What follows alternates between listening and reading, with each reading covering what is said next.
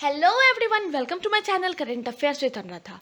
आज मैं आपके साथ बायो का एक बहुत इंपॉर्टेंट टॉपिक डिस्कस करने वाली हूँ और आज का हमारा टॉपिक है सेल। इस पर्टिकुलर टॉपिक से अगर आप देखेंगे एग्जाम्स में तो आपको 2 to 3 क्वेश्चंस देखने को मिल जाता है। और आज की इस वीडियो में मैं आपके साथ थ्योरी के साथ साथ जो प्रीवियस ईयर के क्वेश्चंस पूछे गए हैं वो भी मैं आपके साथ डिस्कस करूंगी, ताकि आपको आइडिया हो जाए कि इस टॉपिक से कैसे क्वेश्चंस पूछे जाते हैं। और ये मेरी गारंटी होगी, इस वीडियो को देखने के बाद आपका इस पर्टिकुलर टॉपिक से अगर कोई भी क्वेश्चन आता है तो आपका स्किप नहीं होगा, आप उसको ईजिली आंसर वहाँ मार्क कर सकते हैं। चलिए आज के हम टॉपिक डिस्कस करते हैं। जो लोग मेरे चैनल पर नए हैं प्लीज़ लाइक शेयर और सब्सक्राइब ज़रूर कीजिएगा। बेल बटन को प्रेस करके रखिए ताकि मेरे जितने भी अपकमिंग वीडियोज़ होंगे उसका नोटिफिकेशन आपके पास सबसे पहले आए। Let's start the video. चलिए सबसे पहले हम लोग बेसिक ऑफ सेल देख लेते हैं। सेल होता क्या है? Cell is the basic structural and functional unit of life. ये वर्ड जो है सेल, वो सबसे पहले ब्रिटिश साइंटिस्ट थे रॉबर्ट हुक, उनके द्वारा 1665 में दिया गया था। स्टडी ऑफ सेल को हम लोग साइटोलॉजी कहते हैं। और यहाँ पे एक चीज़ देखिए कि देखिए रॉबर्ट हुक जो थे उन्होंने डेड सेल की खोज की थी, लेकिन लिविंग सेल की डिस्कवरी जो है वो आपको एंटोनी वॉन ल्यूक हुक ने की थी, जिनको हम लोग फादर ऑफ बैक्टीरियोलॉजी भी कहते हैं। फादर ऑफ साइटोलॉजी इंडियंस में अगर आप देखेंगे तो के शर्मा जी को कहा जाता है। यहाँ पे एक चीज़ देखिए बहुत इंपॉर्टेंट है एग्जाम पॉइंट ऑफ व्यू से, ये पॉइंट्स जो होते हैं। स्टडी ऑफ सेल को हम लोग साइटोलॉजी कहते हैं। स्मॉलेस्ट सेल अगर आप देखेंगे तो माइक्रोप्लाज्मा होता है। Longest cell in human body देखेंगे तो न्यूट्रॉन होता है। अगर आप largest cell in human body देखेंगे तो वो आपको एग सेल होता है। वहीं smallest cell in human body देखेंगे तो वो आपको स्पर्म होता है।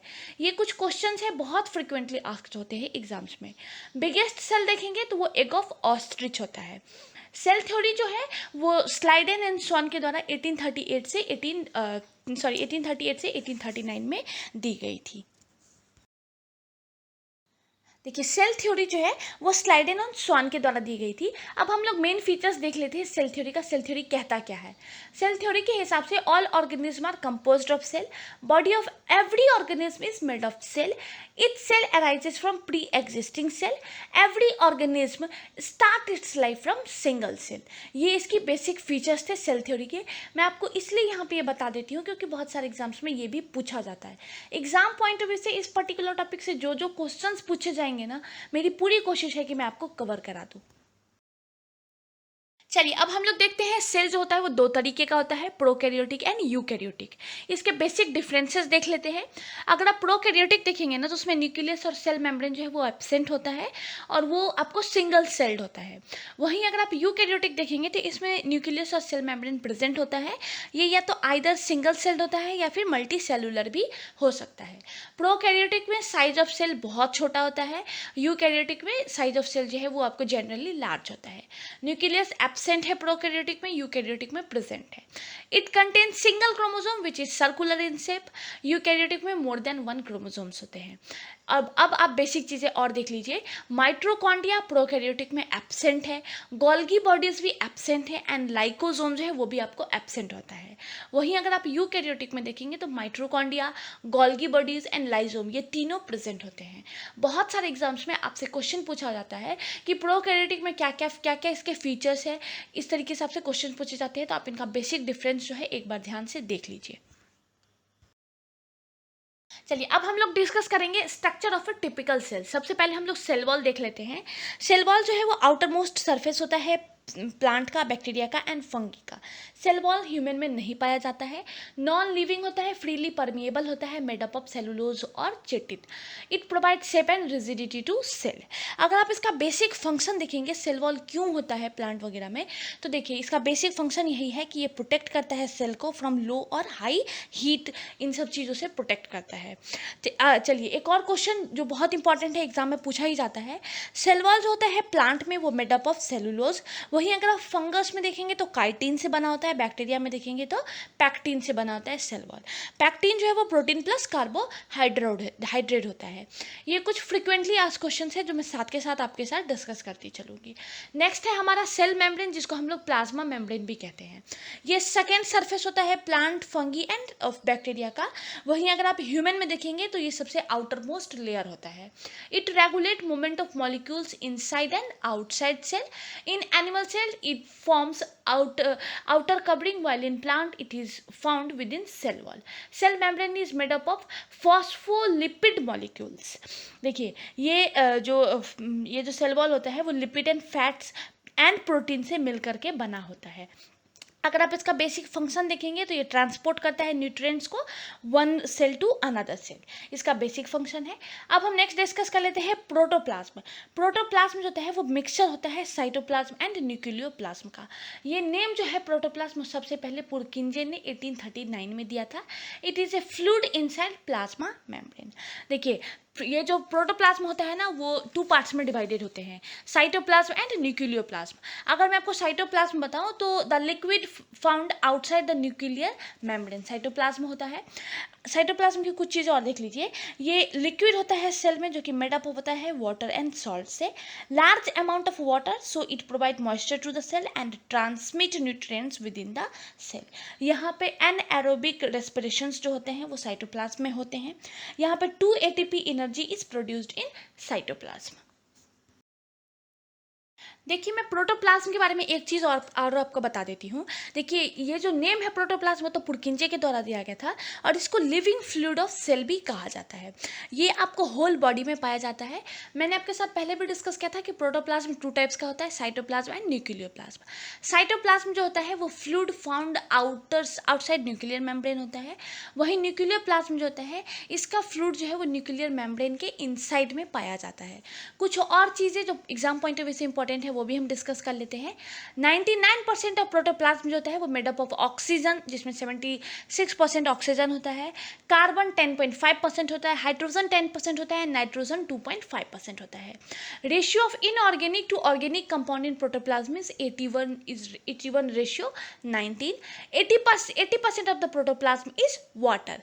ये कुछ फ्रिक्वेंटली आस्क्ड क्वेश्चन है जो एग्जाम में आपसे पूछे जाते हैं. अब हम नेक्स्ट डिस्कस करते हैं माइटोकॉन्ड्रिया. ये जो माइटोकॉन्ड्रिया है इसकी डिस्कवरी अल्टमैन ने की थी 1886 में. इसको पावर हाउस भी कहा जाता है. अगर आप माइटोकॉन्ड्रिया के बारे में देखेंगे तो माइटोकॉन्ड्रिया का अगर आप बेसिक फंक्शंस वगैरह देखिए तो यहाँ पे सेल्फ रेप्लिकेटिंग ऑर्गेनेल है. यहाँ पे एरोबिक रेस्पिरेशन अकर होता है. It makes 36 ATP energy here. इसके अंदर DNA भी फाउंड किया जाता है. बहुत इंपॉर्टेंट है, बहुत सारे एग्जाम से पूछे जाते हैं. हाँ जी, यहाँ पे DNA भी फाउंड किया जाता है. देखिए न्यूक्लियस में भी DNA फाउंड किया जाता है और यहाँ पे माइटोकॉन्ड्रिया में भी DNA होता है. लेकिन न्यूक्लियस में जो DNA होता है ना वहाँ पे मदर एंड फादर दोनों का होता है. लेकिन अगर आप माइटोकॉन्ड्रिया में जो DNA होता है यहाँ पे सिर्फ और सिर्फ मदर का होता है. यही डिफरेंस है इन दोनों के DNA में. आगे क्वेश्चन भी है वो भी मैं आपके साथ डिस्कस करूँगी. वहाँ पे भी मैं आपके पॉइंट्स क्लियर करने की पूरी कोशिश करूँगी. चलिए नेक्स्ट हम लोग डिस्कस करते हैं गोल्गी बॉडीज़ के बारे में. ये जो टर्म है ना गोल्गी बॉडीज़ वो आपको कैमिलो गोल्गी के द्वारा दिया गया था. It help in packaging and secretion of protein. Basic function ही इसका यही है, process and package of molecules such as protein and lipid that are synthesized by the cell. It is also involved in the synthesis of cell wall, plasma membrane and lysosomes. इसको traffic police of cell भी कहा जाता है और kidney of cell भी कहा जाता है. ये जो 2 टर्म है ना गोल्गी बॉडीज़ के ये आपको बहुत ज़्यादा फ्रिक्वेंटली आस्क्ड होते हैं. चलिए नेक्स्ट हम लोग देखते हैं इंडोप्लाज्मिक रेटिकुलम. ये आपको हेल्प करता है in distribution of material, form supporting framework for of cell. ये जो इंडोप्लाज्मिक रेटिकुलम होता है ये आपको 2 तरीके का होता है, RER एंड SER. RER का फुल फॉर्म है रफ इंडोप्लाज्मिक रेटिकुलम और SER का फुल फॉर्म है स्मूथ इंडोप्लाज्मिक रेटिकुलम. हम लोग जो रफ इंडोप्लाज्मिक रेटिकुलम है उसको प्रोटीन फैक्ट्री कहते हैं और स्मूथ जो इंडोप्लाज्मिक रेटिकुलम है उसको हम लोग फैट फैक्ट्री कहते हैं. बहुत फ्रिक्वेंटली आस्क्ड है. चलिए नेक्स्ट है हमारा राइबोसोम. राइबोसोम जो टर्म है ना ये आपको इमाइल पराडे के द्वारा दिया गया था. लेकिन देखिए राइबोसोम की खोज जो है डिस्कवर जो है वो इमाइल पराडे के द्वारा किया गया था. लेकिन ये जो टर्म है राइबोसोम वो आपको रिचर्ड बी रॉबर्ट के द्वारा दिया गया था. तो आप कंफ्यूज मत होइएगा, ये टर्म राइबोसोम जो है वो रिचर्ड बी रॉबर्ट के द्वारा दिया गया था और हालांकि राइबोसोम की खोज जो है वो इमाइल पराडे के द्वारा किया गया था. ये स्मॉलेस्ट ग्रैन्युल लाइक इसका स्ट्रक्चर होता है, स्मॉलेस्ट सेल ऑर्गेनेल होता है ये. अगर आप इसका बेसिक फंक्शन देख लेंगे तो वो है आपको प्रोटीन सिंथेसिस इसका मेन वर्क है और मेटाबॉलिक एक्टिविटीज ऑफ लिपिड का मेन वर्क है. ये आपको upper surface of endoplasmic reticulum पे ये आपको पाया जाता है. ये आपको प्रोटीन सिंथेसिस में हेल्प करता है और ये मेड अप ऑफ आरएनए होता है। देखिए ये जो राइबोसोम है वो भी दो तरीके के होते हैं, 70S एंड 80S। राइबोसोम जो है वो आपको माइटोकॉन्ड्रिया एंड क्लोरोप्लास्ट में भी एडिशन में फाउंड किया जाता है। तो ये कुछ बेसिक चीज़ें थी जो मैंने आपके बारे में इन चीज़ों के बारे में मैंने आपको बताया है।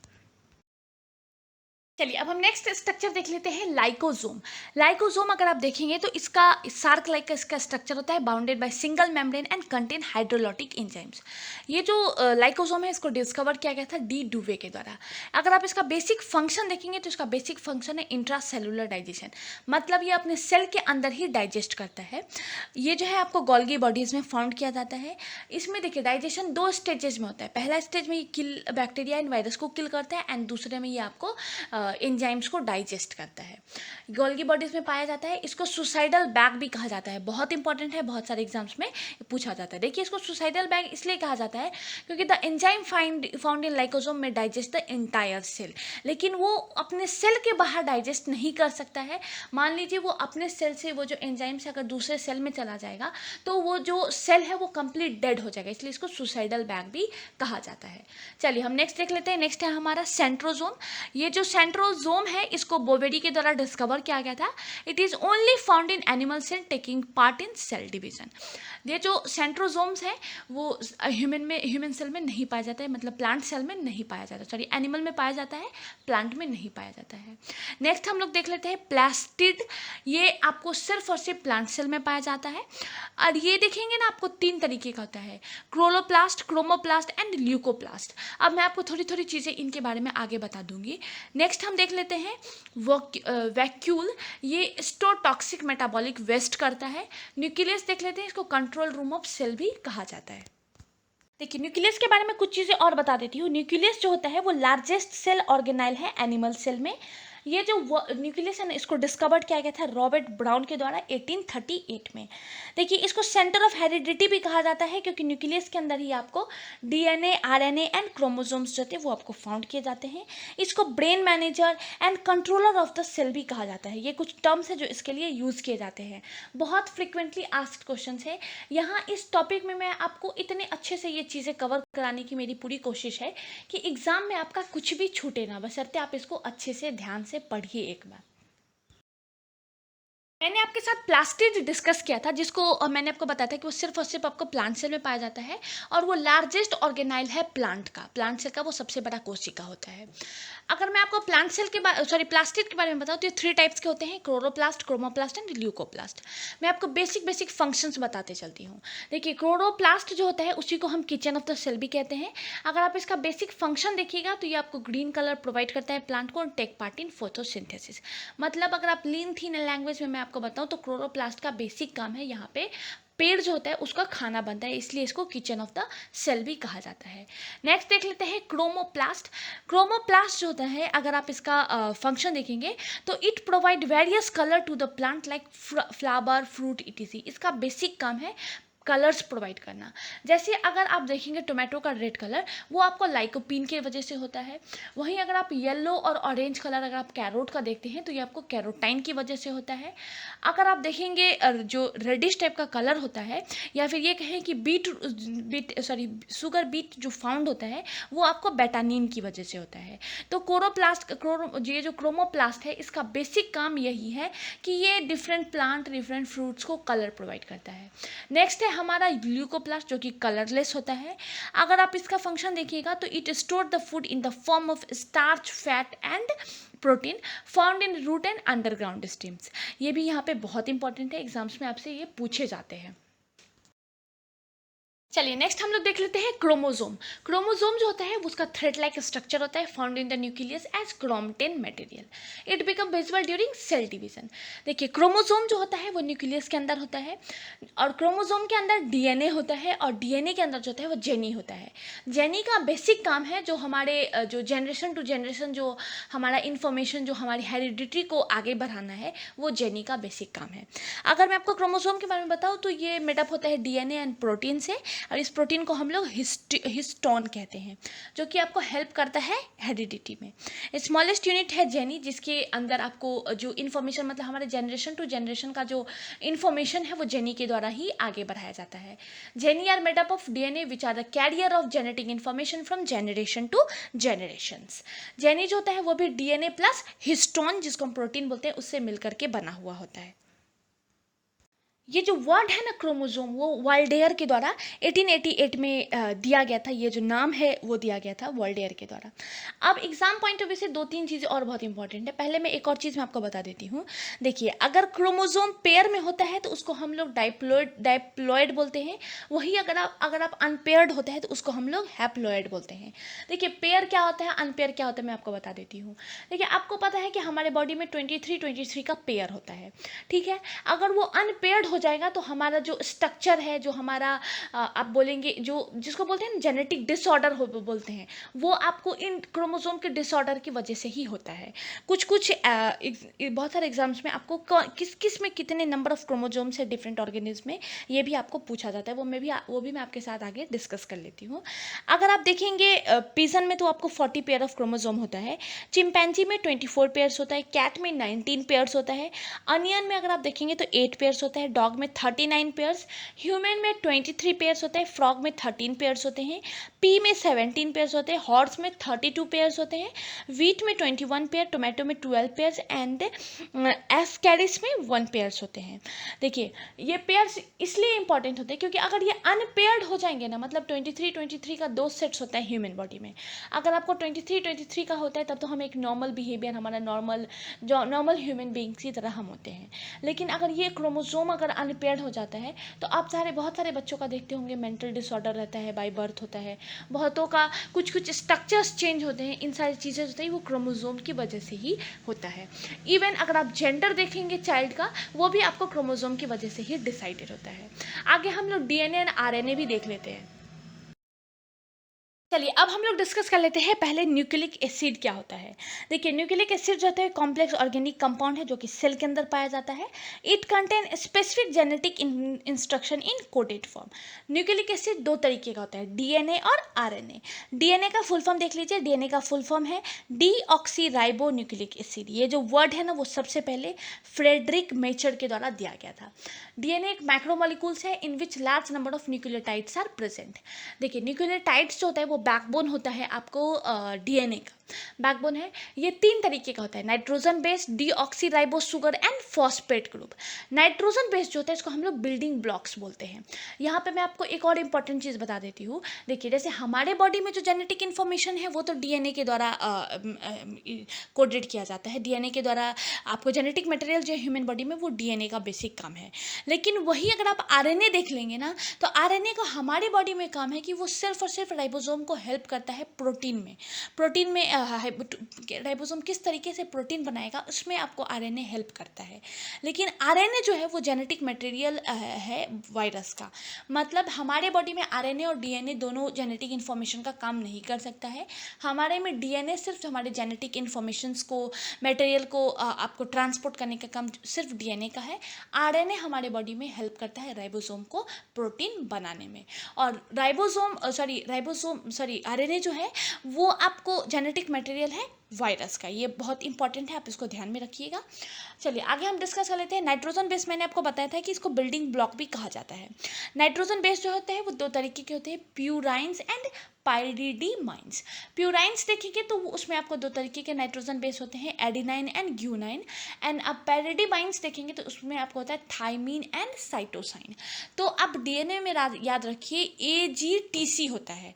वहीं अगर आप आरएनए में देखेंगे तो AGTU होता है। ये तीनों तो सेम है, लास्ट में आपको यूरासिल जो है वो आपको यहाँ पे चेंज हो जाता है। बहुत फ्रिक्वेंटली आस्क्ड है ये क्वेश्चन, तो आप इसको ज़रूर ध्यान रखिए। अगर मैं आपको याद करा दूँ तो देखिए, आप आरएनए और डीएनए 2 जगह लिख लीजिए। ये नाइट्रोजन बेसिस जो होते हैं वो आपको होता है AGTC, आपको होता है डीएनए में, वहीं आपको AGTU होता है आपको आरएनए में। यहाँ पे याद रखिए, ए से आपको होता है एडिनाइन, जी से ग्यूनाइन, टी से थाइमीन और सी से यहाँ पे आपको साइटोसाइन होता है। वहीं अगर आप आरएनए में यू देखेंगे तो वहाँ पे आपको यूरासिल होता है। बहुत इंपॉर्टेंट है, आप इसको ध्यान रखिए। आगे और भी कुछ इंपॉर्टेंट टॉप पॉइंट्स हैं इस टॉपिक से, वो भी मैं आपके साथ डिस्कस कर लेती हूँ। चलिए, कुछ पॉइंट और रह गए थे, वो भी मैं आपको साथ डिस्कस कर लेती हूँ। डीएनए जो ये जो स्ट्रक्चर है ना, स्ट्रक्चर मॉडल है डीएनए का, वो आपको वाटसन एंड क्रिक के द्वारा दिया गया है। डीएनए का अगर आप स्ट्रक्चर देखेंगे तो वो डबल हेलिक्स स्ट्रक्चर है। Each strand has a backbone of sugar and phosphate nitrogen bases attach to the sugar. यहाँ पे शुगर न्यूक्लियोटाइड जो होता है वो सब यूनिट होता है डीएनए का।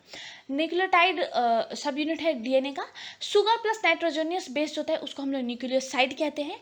न्यूक्लियोसाइड प्लस फॉस्फेट जो होता है उसको हम लोग न्यूक्लियोटाइड कहते हैं। मतलब sugar plus nitrogen base plus nucleoside is equal to nucleotide. ये बहुत इंपॉर्टेंट है, बहुत सारे एग्जाम्स में आपसे पूछा भी जाता है। एक और चीज़ मैं छूट गई थी आपको बताना, वो भी मैं आपको साथ बता देती हूँ। ये जो नाइट्रोजन बेस है ना स्ट्रेन का, वो double helix form a pair with the help of hydrogen bonds होता है। देखिए, मैंने आपके साथ डिस्कस किया था यहाँ पे जो पिछले स्लाइड में मैंने आपके साथ डिस्कस किया था कि नाइट्रोजन बेस होते हैं। नाइट्रोजन बेस आपको प्यूराइन एंड पायरिडीमाइंस होता है। प्यूराइन आपको दो तरीके का नाइट्रोजन बेस होता है, उसके अंदर एडिनाइन एंड ग्यूनाइन, एंड पायरिडीमाइन में दो तरीके का नाइट्रोजन बेस होता है, थाइमीन एंड साइटोसाइन।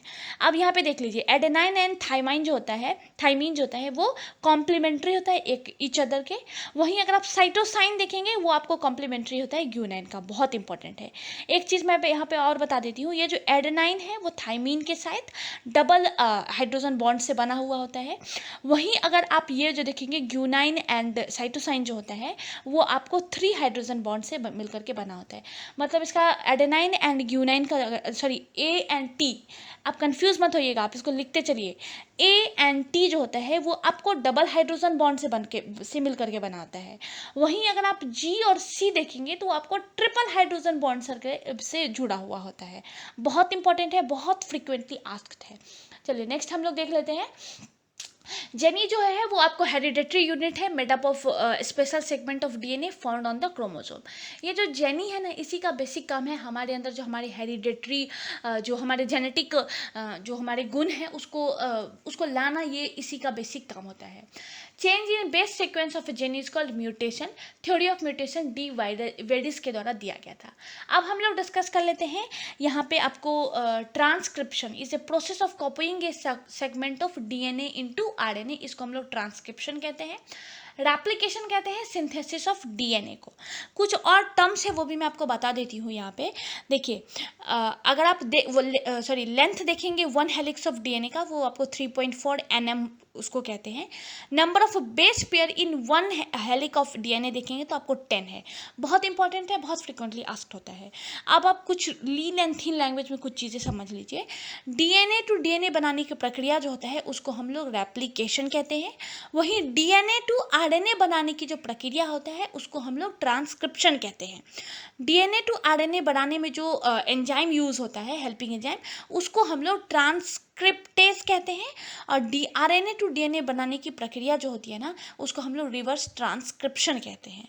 और आरएनए टू प्रोटीन को हम लोग ट्रांसलेशन कहते हैं। ये लास्ट में मैं आपको यहाँ पे एक स्लाइड लगा भी दूंगी जिसमें ये चीज़ें आपको कंफ्यूज ना हो, इसलिए आपको मैं बता देती हूँ। फिर से समझिए आप एक इस चीज़ को। देखिए, डीएनए टू डीएनए बनाने की जो प्रक्रिया होती है उसको हम लोग रेप्लिकेशन कहते हैं।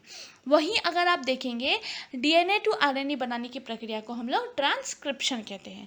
इसका रिवर्स भी देख लीजिए। पहले एक चीज़ और देख लीजिए, डीएनए टू आरएनए बनाने में जो हेल्पिंग एंजाइम होता है ना, उसको हम लोग ट्रांसक्रिप्टेज कहते हैं।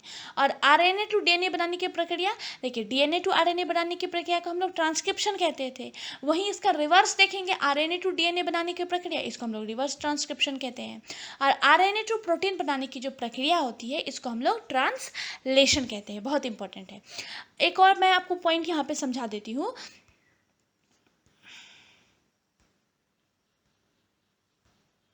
देखिए, डीएनए जो है वो हमारे बॉडी में ही फॉर्म करता है, हमारे बॉडी में ही बनता है। तो डीएनए से डीएनए जो बनने की प्रक्रिया होती है ना, इसको हम लोग रेप्लिकेशन कहते हैं। मतलब हमारे बॉडी का जैसे जैसे ग्रोथ होता है ना, वैसे वैसे हमारे बॉडी में डीएनए भी बनते हैं। ग्रोथ ऑफ आवर बॉडी के साथ डीएनए भी बनते हैं, इसको हम लोग रेप्लिकेशन कहते हैं। एक और चीज़ यहाँ पे बहुत इंपॉर्टेंट है, वो भी आप समझ लीजिए। RNA is converted into DNA upon entry into the body by virus. This process is called reverse transcription. और when virus exit the body, it change changes from DNA to RNA, इसको हम लोग ट्रांसक्रिप्शन कहते हैं, जो मैंने आपको lean and thin language में समझा दिया। आप इसको कहीं पे नोट डाउन कर लीजिए। लास्ट में मैं आपको एक स्लाइड लगा दूंगी जहाँ पे ये चीज़ जो मैंने आपको बताई है ना, वो मैं आपको वहाँ पे क्लियर कर दूंगी, रिटन फॉर्म में प्रोवाइड कर दूंगी, ताकि आपको कन्फ्यूज़न ना हो। चलिए, अब हम लोग एग्जाम में अभी तक जितने क्वेश्चंस प्रीवियस ईयर के पूछे गए हैं वो डिस्कस कर लेते हैं कि इस टॉपिक से क्या क्या पूछा गया है। चलिए, अब हम लोग कुछ फ्रिक्वेंटली आस्क्ड क्वेश्चंस डिस्कस कर लेते हैं जो एग्जाम में आपसे बार बार पूछा गया है। देखिए, सबसे इंपॉर्टेंट है which organelle is called power house of cell, तो माइट्रोकॉन्ड्रिया को कहा जाता है। नेक्स्ट क्वेश्चन है हमारा plasma membrane is built up of, plasma membrane जो होता है वो आपको प्रोटीन एंड लिपिड से मिलकर के बना हुआ होता है। यहाँ पे मैं आपको एक और चीज़ बता देती हूँ, बहुत सारे एग्जाम्स में इस तरीके का क्वेश्चन पूछा जाता है कि which part of animal cell is sorry what is found in animal cell, what is found in plant cell. तो आपको इस चीज़ पर ध्यान देना है। आपको मैंने पहले ही बता दिया है कौन कौन सी चीज़ प्लांट सेल में पाई जाती है, कौन कौन सी एनिमल सेल में। तो इस तरीके के क्वेश्चन भी बहुत फ्रिक्वेंटली आस्क होते हैं, तो आप इसको ध्यान रखिएगा, उसको आप अच्छे से समझ लीजिए। नेक्स्ट हमारा क्वेश्चन है corpus luteum is a mass of cell found in, ये जो मास ऑफ सेल है वो आपको ओवेरी में फाउंड किया जाता है। नेक्स्ट क्वेश्चन है हमारा lymphocyte cell are formed in which part of body, ये जो लिम्फोसाइट सेल है वो आपको स्पेलन में बनता है। चलिए, हम नेक्स्ट क्वेश्चन देख लेते हैं। Name the cell organelle that play an important role in protein synthesis. Protein synthesis में अगर आप देखेंगे तो इंडोप्लाज्मिक रेटिकुलम एंड राइबोसोम, ये दोनों बहुत इंपॉर्टेंट रोल प्ले करता है। इवन मैंने आपको बताया था कि आरईआर जो होता है वो इंडोप्लाज्मिक रेटिकुलम जो होता है ईआर, ये दो तरीके का होता है, rough endoplasmic reticulum and smooth endoplasmic reticulum. तो आपको मैंने वहाँ पे ये चीज़ बताई भी थी कि रफ इंडोप्लाज्मिक रेटिकुलम जो होता है उसको हम लोग प्रोटीन फैक्ट्री कहते हैं। नेक्स्ट क्वेश्चन है हमारा cellular and molecular control of programmed cell death is known as, इसको हम लोग एपोटोसिस कहते हैं।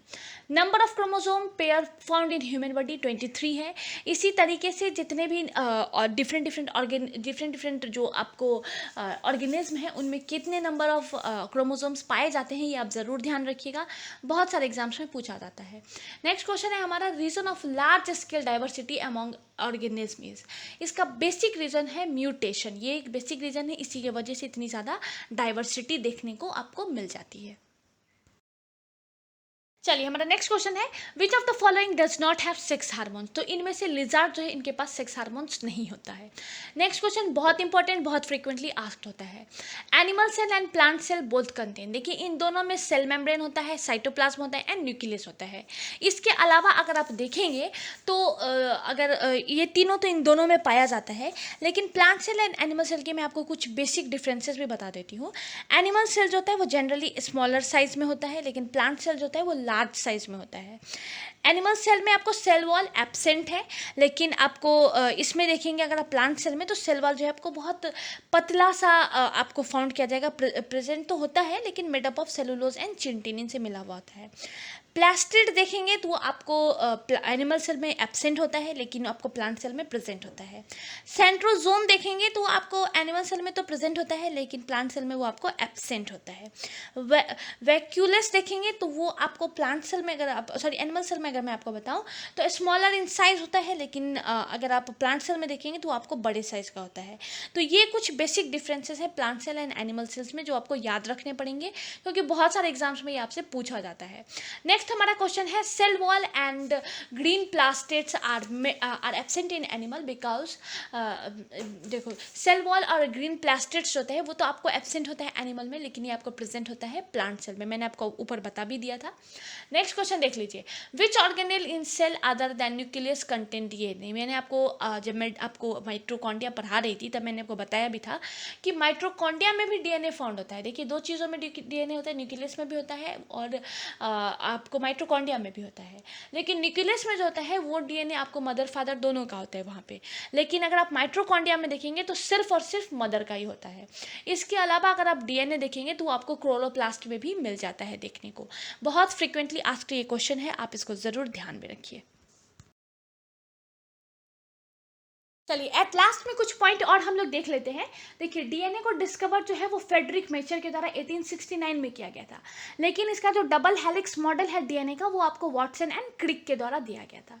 और कुछ पॉइंट और देख लीजिए जो एग्जाम पॉइंट ऑफ व्यू से बहुत इंपॉर्टेंट है। डीएनए टू डीएनए जो कन्वर्शन होता है इसको हम लोग रेप्लिकेशन कहते हैं, डीएनए टू आरएनए को ट्रांसक्रिप्शन कहते हैं, आरएनए टू डीएनए को रिवर्स ट्रांसक्रिप्शन कहते हैं, आरएनए टू प्रोटीन को ट्रांसलेशन कहते हैं। बहुत इंपॉर्टेंट है, एग्जाम में आपसे बार बार पूछा जाता है। एक और पॉइंट यहाँ पे देखिए, एडेनाइन पेयर विथ थाइमाइन वे डबल हाइड्रोजन बॉन्ड से बना हुआ से जुड़ा हुआ होता है। वहीं अगर आप गुआनाइन देखेंगे तो वो आपको साइटोसाइन के साथ पेयर करता है, वो आपको ट्रिपल हाइड्रोजन बॉन्ड से जुड़ा हुआ होता है। बहुत इंपॉर्टेंट है ये पॉइंट भी। चलिए लास्ट में मैं आपको आरएनए से रिलेटेड 2-3 पॉइंट और बता देती हूँ। देखिए आरएनए जो है वो सिंगल स्ट्रैंड न्यूक्लिक एसिड है made up of phosphates, ribose sugar and nitrogen base. इसमें जो नाइट्रोजन बेस है वो आपको है uracil, adenine, guanine and cytosine. बहुत इंपॉर्टेंट है ये चीज़ भी। इसमें जो एंजाइम पाया जाता है उसको हम लोग राइबो एंजाइम कहते हैं। अगर आप बेसिक फंक्शन देखेंगे इसका तो ये आपको इसका बेसिक फंक्शन देखेंगे तो ये आपको, अगर आप ह्यूमन बॉडी में देखेंगे तो ये राइबोसोम को प्रोटीन बनाने में हेल्प करता है आरएनए। ठीक है, चलिए लास्ट में सेल डिवीजन देख लेते हैं ताकि इस चैप्टर से आपका कुछ भी ना छूटे। देखिए process in which cell increases in number is called cell division. 2 तरीके का सेल डिवीजन होता है। देखिए सेल डिवीजन से क्या होता है ना, वो हमारे ग्रोथ में, डेवलपमेंट में, हमारे बॉडी का अगर कोई सेल टूट गया होता है तो रिपेयर करने में हेल्प करता है। सेल डिवीजन का बेसिक काम यही है। ये 2 तरीके का होता है, मिटोसिस एंड मियोसिस। मिटोसिस अगर आप देखेंगे तो सोमेटिक सेल जिसको हम बोलते हैं ना, उनमें ही मिटोसिस होता है। मिटोसिस अगर आप देखिएगा तो जैसे ये सेक्स सेल को छोड़कर सभी सेल जो होते हैं वो सोमेटिक सेल्स होते हैं और उनमें ये आपको मिटोसिस होता है। यहाँ पे अगर आप क्रोमोसोम देखेंगे तो आपको 46 होता है। मतलब यहाँ पे जो आपको देखिएगा ना क्रोमोसोम, वो आपको 46 होता है। लेकिन वही अगर आप मियोसिस में देखेंगे तो यहाँ जो क्रोमोसोम होता है 46 वो डिवाइड हो जाता है 23 में, 23 में डिवाइडेड होता है। ये बेसिकली आपको सेक्स सेल्स में होता है। मियोसिस देखिएगा वो आपको सेक्स सेल पे होता है, इसलिए इसको रिडक्शन डिवीजन भी कहा जाता है। It is also known as reduction division during which each daughter cell have haploid number of chromosomes. Meiosis का एक और चीज़ मैं आपको बता देती हूँ, ये सेल डिवीजन जो है वो आपको रिप्रोडक्टिव सेल के अंदर होते हैं। मतलब इसलिए यहाँ पे जो होता है ना, यहाँ पे जो क्रोमोसोम्स देखेंगे वो आपको 23 होता है। एक चीज़ और यहाँ पर बहुत अच्छा सा अगर मैं आपको डिफरेंस बताऊँ तो वो देखिए, मिटोसिस में क्या होता है, mitosis cell division 1 cell divided into 2 daughter cells in which number of chromosomes is equal to parent cells. मतलब मिटोसिस में जो नंबर ऑफ क्रोमोसोम्स होते हैं वो टोटल 46 होता है, लेकिन ये डिवाइड होकर के भी 46 ही होता है। अनकंट्रोल्ड मिटोसिस की वजह से ट्यूमर और कैंसरस ग्रोथ भी हो जाते हैं। अगर आप मियोसिस देखेंगे तो यहाँ पे जो सेल डिवीजन है वो आपको 4 डॉटर सेल्स में, मतलब वो आपको जो होता है ना 4 daughter cells are produce from 1 mitosis cell division. यहाँ पे आप देखिएगा मियोसिस में तो ये आपको 23 क्रोमोसोम्स हो सकते हैं। जितने भी पॉइंट इंपॉर्टेंट थे ना आपको सेल से, वो मैंने आपको कवर करा दिया। मेरी पूरी कोशिश थी कि आपको जब मैं ये टॉपिक कराऊँ तो आपका कुछ भी क्वेश्चन इसको पढ़ने के बाद आपका छूटे नहीं, और मेरी पूरी कोशिश भी यही रही थी। किसी भी पॉइंट पे अगर आपको कुछ भी डाउट होगा मुझे कमेंट सेक्शन में बताइएगा। एज सुन एज पॉसिबल मैं आपके डाउट्स क्लियर करने की पूरी कोशिश करूँगी। बायो के कुछ और बहुत इंपॉर्टेंट टॉपिक्स हैं वो मैं बहुत जल्दी आपको कवर करा दूँगी। देखिए बायो के वीडियोज़ आने में इसलिए टाइम लगते हैं ना, क्योंकि सिर्फ मुझे इसमें क्वेश्चंस नहीं देखना पड़ता है, मुझे पूरा टॉपिक भी देखना पड़ता है। तो मेरी कोशिश रह रही है कि मैं जो भी चीज़ कराऊँ ना आपको वो फुल एंड फाइनल कराऊँ, तो इसलिए मैं थोड़ा सा टाइम लेकर के बायो कर रही हूँ। लेकिन आप थोड़ा सा पेशेंस रखिए, सारे टॉपिक्स मैं आपको कवर करा दूँगी। 67th बीपीएससी का जो नोटिफिकेशन है वो भी आपको जुलाई में आने वाला है। कोशिश रहेगी मेरी कि मैं आपको साइंस का जो पूरा सेक्शन है वो कवर करा दूँ। बहुत जल्दी ही मैं आप लोगों के लिए जो जुलाई का पीडी है वो भी प्रोवाइड कर दूँगी। और मैं आपको क्वार्टरली बेसिस पे जो टॉपिक्स प्रोवाइड कर रही हूँ ना, उसमें अब नेक्स्ट टॉपिक मैं आपको इंडेक्स प्रोवाइड करूँगी। कुछ लोगों ने मुझे रिक्वेस्ट किया था स्पेस एंड एजेंसीज़ के लिए, वो सब भी मैं आपको बारी बारी से वो चीज़ें भी मैं आपको प्रोवाइड कर दूँगी। जो लोग मेरे चैनल पे नए हैं प्लीज़ लाइक शेयर और सब्सक्राइब ज़रूर कीजिएगा। बेल बटन को प्रेस करके रखिएगा ताकि मेरी जितने भी अपकमिंग वीडियोस होंगे उसका नोटिफिकेशन आपके पास सबसे पहले आए। इस कोविड के टाइम पे stay at home, stay safe. Thank you.